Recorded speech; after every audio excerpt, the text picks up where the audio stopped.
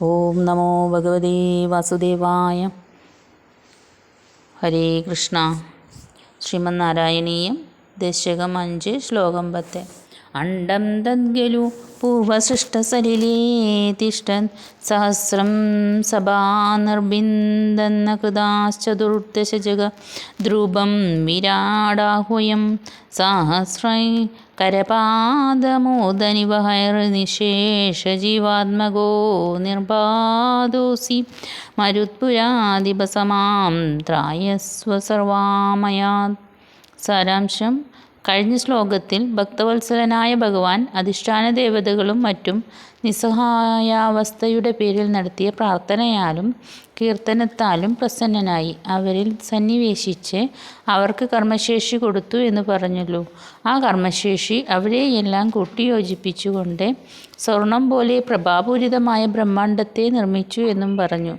ആ ബ്രഹ്മാണ്ടം ആദ്യമേ തന്നെ സൃഷ്ടിക്കപ്പെട്ടിട്ടുള്ള കാരണജലത്തിൽ 1000 സംവത്സരത്തോളം അനക്കമില്ലാതെ കിടന്നു.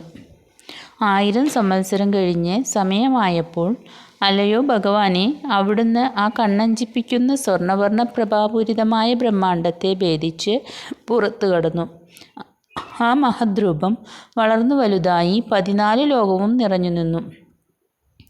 ഭൂമിക്ക് താഴെ അതലം, വിതലം, സുതലം, തലാതലം, മഹാതലം, രസാതലം, പാതാളം. ഭൂമിക്കു മുകളിൽ സത്യലോകം, തപോലോകം, ജനർലോകം, സ്വർഗലോകം, ഭൂലോകം, ഭൂർലോകം അഥവാ നാം വസിക്കുന്ന ഭൂമി. ഭൂമിക്ക് മുകളിൽ 6 ലോകവും ഭൂമിക്ക് താഴെ 7 ലോകവുമാണുള്ളത്.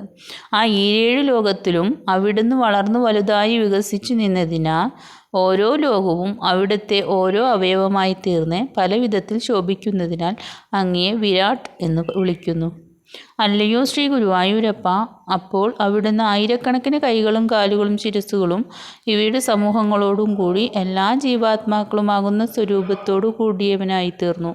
ആയതിനാൽ അപ്രകാരമുള്ള സ്വരൂപത്തോടു കൂടിയവനായിട്ട് ഹിരണ്യഗർഭൻ എന്നുള്ള നാമം കൈക്കൊണ്ട് അങ്ങ് അതിയായി ശോഭിച്ചു. അങ്ങനെയെല്ലാം അതിയായി ശോഭിക്കുന്ന ശ്രീ ഗുരുവായൂരപ്പ, അവിടുന്ന് എന്നെ സർവ്വരോഗങ്ങളിൽ നിന്നും രക്ഷിക്കണമേ എന്നാണ് മേൽപ്പത്തൂർ ദശക അവസാനം ഭഗവാനോട് പ്രാർത്ഥിക്കുന്നത്. ശ്രീമദ് ഭാഗവതത്തിൽ 2ാം സ്കന്ധം 5ാം അധ്യായത്തിലാണ് ഈ വിരാട് പുരുഷോത്പത്തി വർണ്ണിക്കുന്നത്. വീണ്ടും അഷ്ടസ്കന്ധത്തിൽ 20ാം അധ്യായത്തിൽ ബലിചക്രവർത്തിയാൽ നിന്ന് യാചിച്ചു വാങ്ങിയ 3 അടി ഭൂമി അളക്കാനെന്ന വ്യാജേനെ വിരാട് രൂപത്തെ വർണ്ണിക്കുന്നുണ്ട്. എന്നാൽ ഭഗവത്ഗീതയിൽ 11ാം അധ്യായം വിശ്വരൂപ ദർശനമെന്ന വിരാട് രൂപത്തെ വർണ്ണിക്കുന്നു. ഇതോടുകൂടി 5ാം ദശകവും ഭഗവാന്റെ അനുഗ്രഹത്തോടുകൂടി പൂർത്തിയായി. ഇത് അർച്ചനാപുഷ്പങ്ങളായി ഭഗവത് പാദത്തിൽ അർപ്പിക്കുന്നു. ഹരേ കൃഷ്ണ. സർവം കൃഷ്ണാർപ്പണമസ്തു.